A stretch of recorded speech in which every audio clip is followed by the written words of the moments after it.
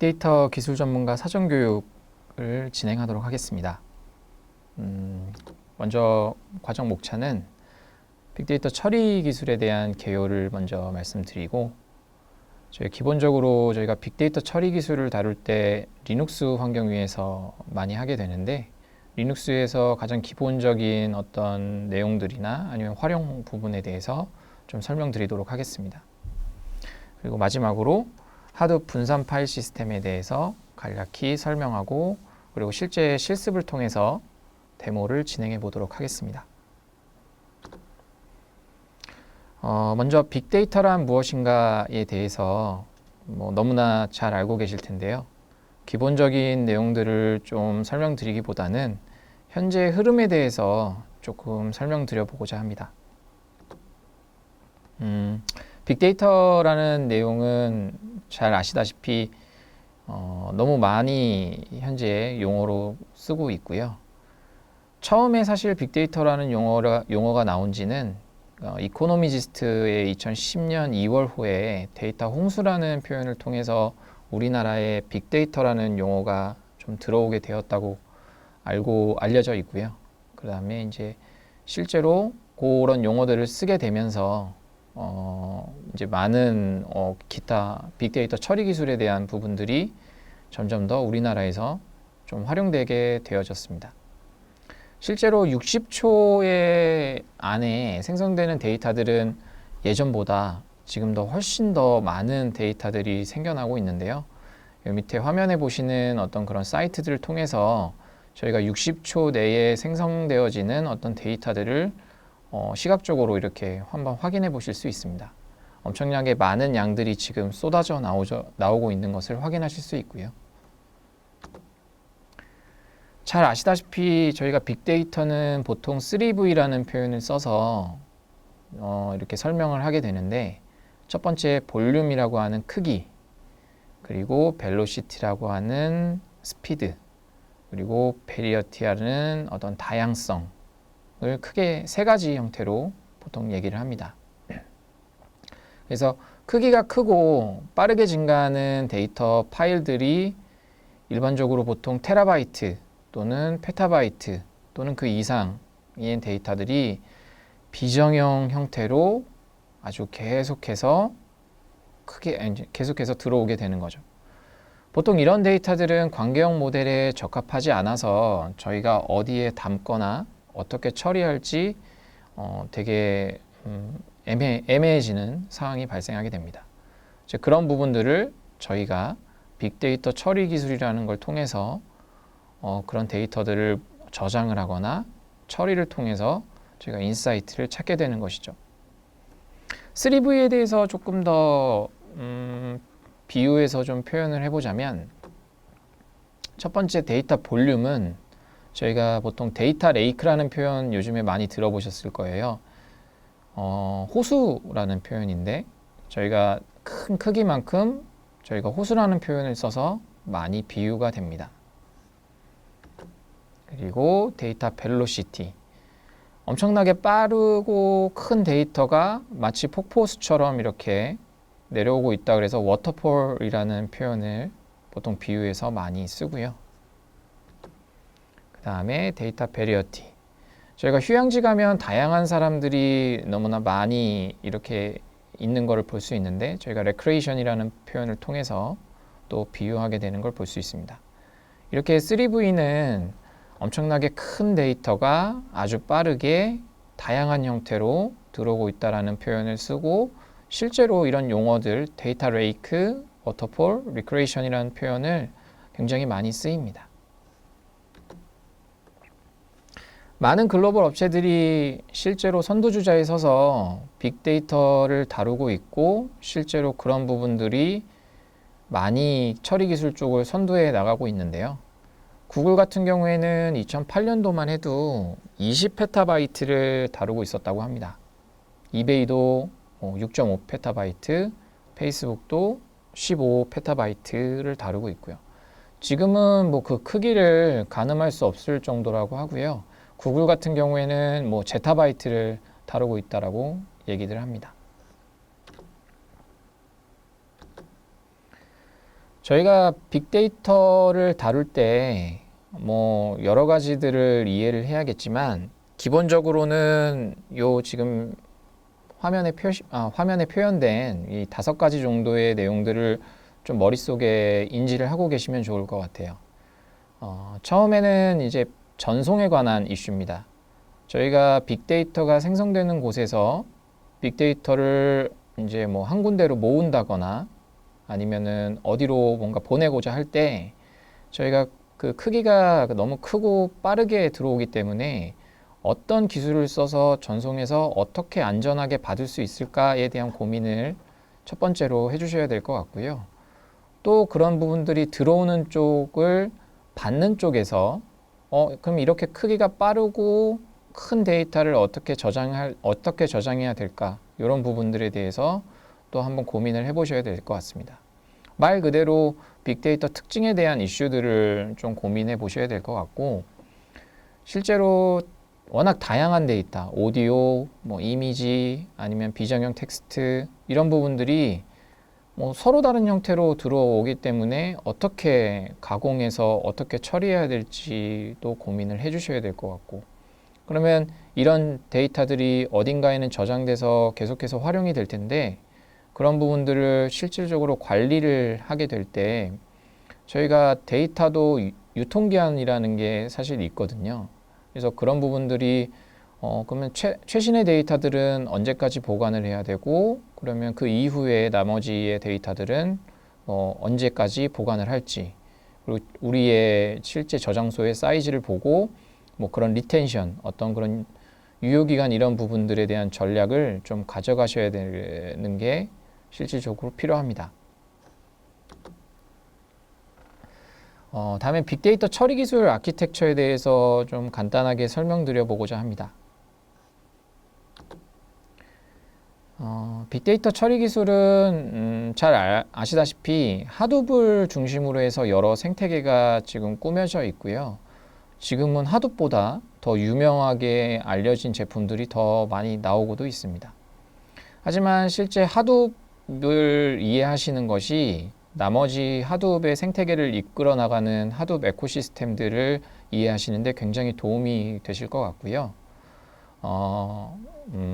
몇 가지 에코시스템들을 좀 말씀드려 보면 NoSQL 제품인 아파치 HBase나 그리고 데이터 웨어하우스 제품인 하이브, 그리고 전송, 빅데이터 전송에 대한 부분, 수집 전송에 대한 부분인 플룸, 그리고 이런 부분들을 실질적으로 워크플로우를 통해서 어떤 처리, 예를 들면 뭐 수집해서 전송 받아서 저장해서 어떻게 처리해라, 이렇게 워크플로우를 만드는 우지라는 제품, 그리고 하둡이 실질적으로 배치 처리 부분이고 좀 느린 부분이 있는데 이런 부분들을 좀 더 빠르게 메모리 기반하에 처리할 수 있게끔 뭐 다양한 솔루션들을 통합해 놓은 아파치 스팍, 그리고 저희가 항상 그 뭔가 데이터를 뭔가 인사이트를 얻기 위해서 중간에 처리하고 가공하는 이런 부분들은 굉장히 높은 비용이 발생을 하는데 이런 빅데이터에 대한 ETL, 그러니까 뭐 추출해서 변환해서 가공하는 뭐 그런 부분들을 뭔가 하려고 할 때 피그라는 솔루션으로 굉장히 많은 도움을 얻으실 수 있을 것 같고요. 또는 저희가 기존에 전통적으로 많이 쓰고 있는 RDBMS, 그러니까 관계형 데이터베이스에서 저희가 하둡 이런 HDFS, 이후에 배우실 하둡 분산 파일 시스템으로 뭔가 데이터를 옮기거나 또는 하둡 분산 파일 시스템에서 RDBMS로 데이터를 옮기고 싶을 때, 뭐 그럴 때 실제 그 전송 간의 중간에 게이트웨이 역할을 해서 뭔가 이렇게 해주는 스쿱이라는 또 솔루션이 있습니다. 이 밖에도 다양한 에코시스템들이 있는데요. 뭐 이런 에코시스템들을 통해서 하둡은 계속해서 발전을 하고 있습니다. 몇 가지 솔루션들을 좀 나열해 봤는데요. 너무 솔루션들이 많아서 아마 좀 복잡하게 보이실 수도 있을 것 같습니다. 근데 좀 요즘에 많이 쓰이는 솔루션 몇 가지만 좀 짚어보도록 하겠습니다. NoSQL 쪽에서는 하둡의 분산 파일 시스템을 이용한 HBase, 그리고 카산드라, 몽고DB, 그리고 그래프 데이터베이스인 네오포제이, 뭐 이런 부분들이 사실 많이 쓰이고 있고요. 그리고 캐시 관련된 제품은 실제로 많은 스타트업 기업들이 쓰고 있기도 하고, 그리고 뭐 앞에 캐시 인증이나 뭐 캐시를 쓰기 위해서 레디스라는 인메모리 제품을 굉장히 많이 활용을 하고 계십니다. RPC는 많이 들어보셨겠지만 스리프트, 에이브로, 뭐 구글의 프로토콜 버퍼 이런 부분들이 많이 쓰이고 있고요. 그리고 수집 같은 부분은 플룸, 그리고 로그스탯이, 플루언트D라는 제품이 현재 많은 기업들에서 좀 활용이 되어지고 있는 것 같습니다.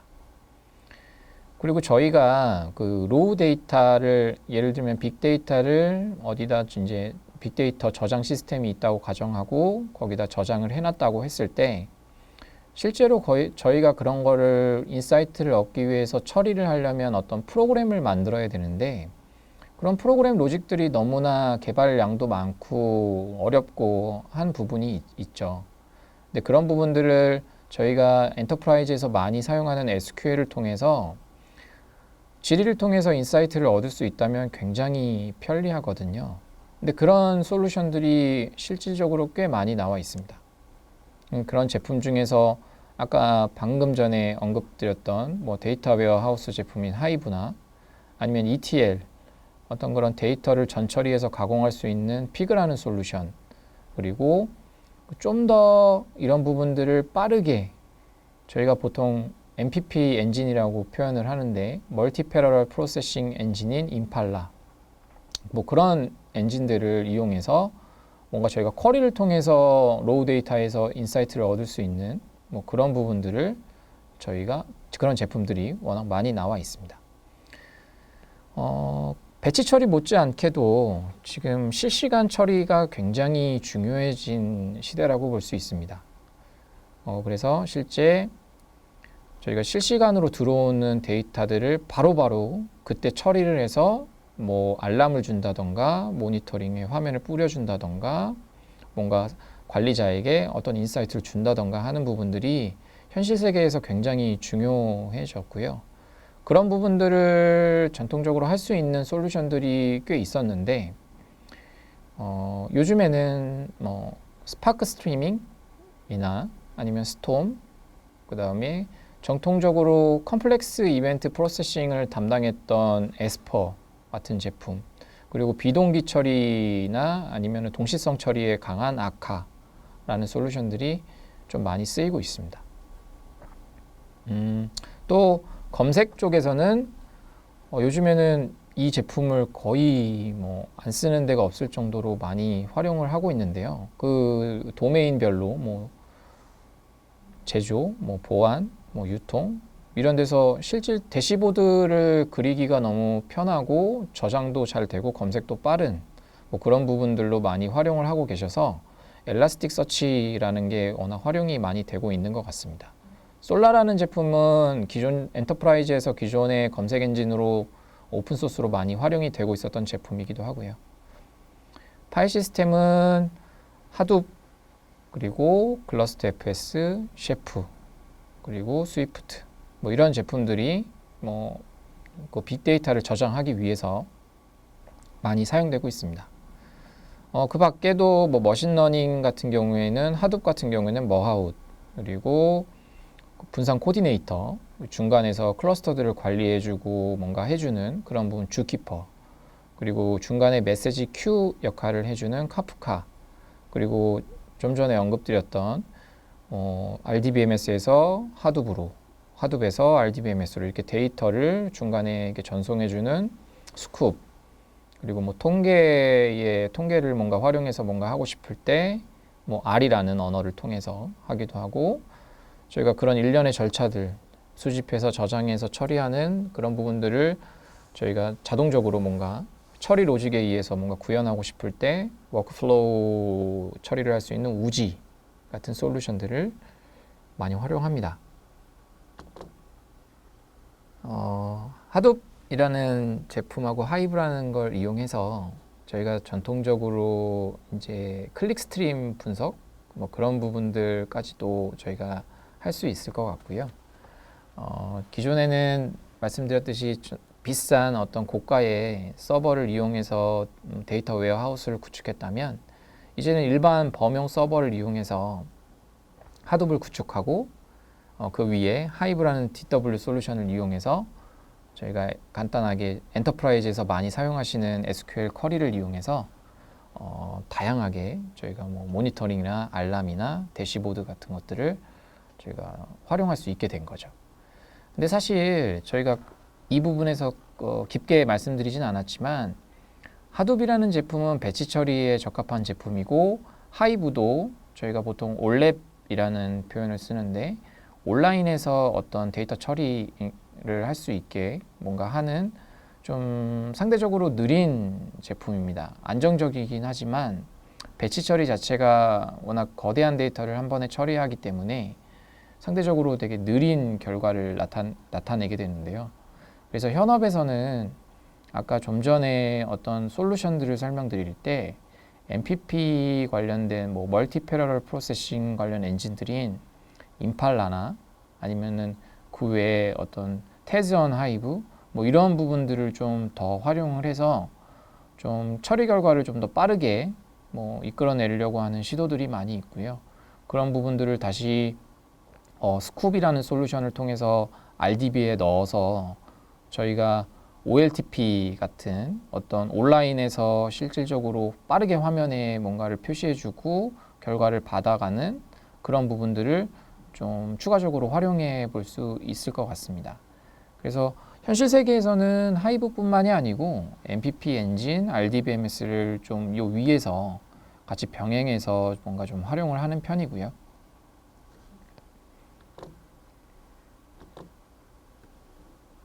이 외에도 저희가 추가적으로 아키텍처를 더 설명드리고자 합니다. 람다 아키텍처라는 부분들을 들어보셨을 수도 있고 뭐 좀 생소하실 수도 있을 것 같아요. 데이터 처리 프레임워크 아키텍처라고 이해를 해주시면 될 것 같고 람다 그 자체의 문자가 하나는 배치 레이어, 하나는 스피드 레이어 이렇게 좀 이해해 주시면 보다 좀 쉽게 이해하실 수 있을 것 같습니다. 현실 세계에서 저희가 빅데이터를 말씀드릴 때 빠르고 다양하게 엄청난 큰 크기로 들어온다라고 말씀드렸는데 저희가 보통 뭐 이렇게 아키텍처를 꾸미지 않아도 되지만 람다 아키텍처를 꾸민다 그러면 보통 배치 레이어랑 스피드 레이어를 나눠서 저희가 화면에 표시해 줄 수 있는 어떤 서빙 레이어까지 보통 구현하는 것들을 많이 보실 수 있습니다. 이 그림에서 좀 약간 설명을 드려보자면 새로운 데이터가 막 이렇게 엄청나게 빠른 속도로 들어오게 되면 저희가 중간에 아파치 하드웨어 에코시스템 중에 하나인 메시지 큐 역할을 담당하는 카프카라는 솔루션을 통해서 일단은 받아주고요. 그 다음에 아파치 스파크라는 걸 통해서 저희가 배치 처리를 해서 하둡에 HDFS에 배치를 위해서 로우 데이터를 저장을 할 수도 있고요. 그리고 저희가 바로바로 들어온 데이터를 바로바로 저희가 실시간으로 뭔가 처리를 하고 싶어서 스파크 스트리밍이라는 솔루션을 이용해서 뭔가 처리 결과를 저희가 서빙 레이어로 보낼 수가 있습니다.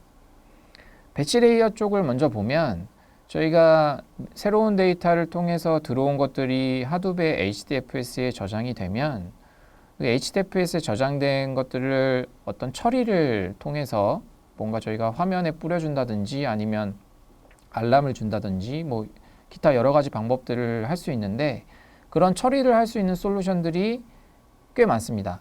예를 들면 뭐 맵리듀스 같은 솔루션도 있고 뭔가 피그라는 솔루션도 있고 뭐 있는데 저희가 보통은 요즘에는 스팍이라는 솔루션이 뭐 배치도 되고 스트리밍도 되고 뭐 기타 머신러닝도 되고 여러 가지를 통합한 솔루션이 스팍이라는 솔루션이 워낙 잘 돼 있어서 스팍이라는 솔루션을 이용을 하신다면 배치 처리도 물론 가능하게 됩니다. 그래서 HDFS에 있는 것들을 배치 처리를 통해서 저희가 서빙 레이어로 보내고 뭐 NoSQL 제품 중에 하나인 카산드라, 뭐 몽고DB 뭐 그런 부분들을 통해서 저희가 배치성으로 보여줄 뷰, 그리고 스피드 레이어에서 저희가 실시간으로 바로 처리해서 뭔가 보여줄 리얼타임 뷰, 이런 부분들을 별도로 좀 구현을 해 보실 수 있는 거죠. 이런 부분들을 통해서 실질적으로는 뭐 배치나 스피드에 대한 부분들을 모두 다 현실 세계에서는 가져가시려고 하시는 부분들이 굉장히 많이 있고요. 그런 시도들을 많이 하고 있습니다. 그래서 보통은 스팍이라는 솔루션들을 이용해서 이런 람다 아키텍처를 요즘에는 많이 꾸미시는 것 같고요. 솔루션 중에 뭐 또 하나인 스맥이라는 솔루션이 또 많이 프레임워크가 존재합니다. 뭐 스파크가 있고 메소스라는 또 분산 처리를 조율해주는 또 솔루션이 있고, 그 다음에 아까 말씀드렸던 뭐 비동기 처리라는 솔루션이 있고, 그 다음에 뭐 스파크 스트리밍 뭐 이런 부분들, 뭐 그런 부분들을, 그런 솔루션, 그리고 카산드라를 통해서 람다 아키텍처를 구현하려는 시도들이 굉장히 많이 있습니다.